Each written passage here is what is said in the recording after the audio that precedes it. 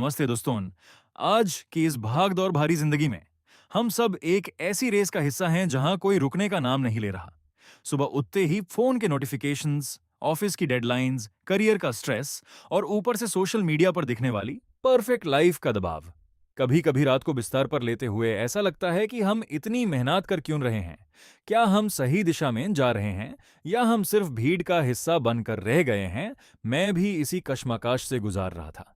एक शाम जब मन बहुत अशांत था, मेरी नज़र घर के एक कोने में रखी उस किताब पर गई जिसे हम अक्सर श्राद्धा से प्रणाम तो करते हैं पर खोलने की कोशिश कम ही करते हैं, श्रीमद् भगवद गीता।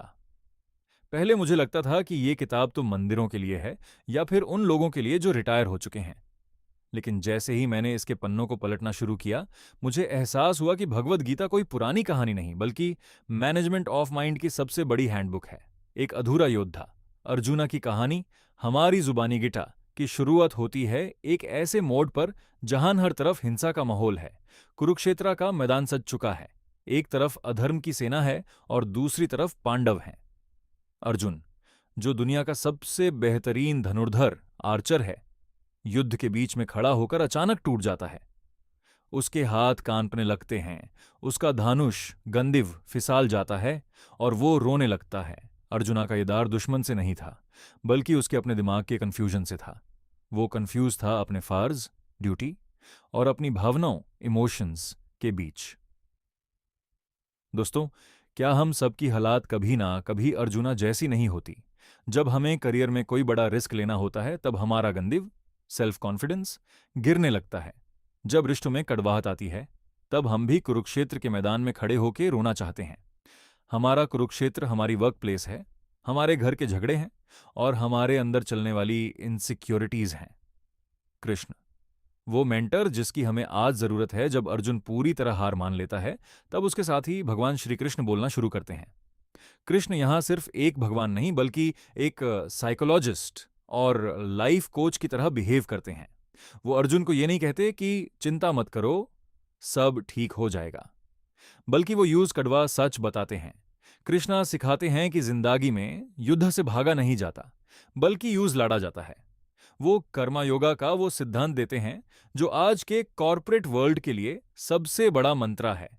कर मानिए वधिकारास्तिमा फलेषु कदचाना। काम पर ध्यान दो, नतीजे पर नहीं।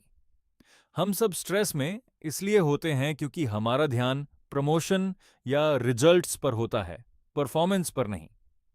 इस ब्लॉग सीरीज का मकसद, मैंने ये ब्लॉग इसलिए शुरू किया है क्योंकि मैं चाहता हूं कि हम मिलकर गीता के उन 18 अध्यायों, चैप्टर्स को डिकोड करें।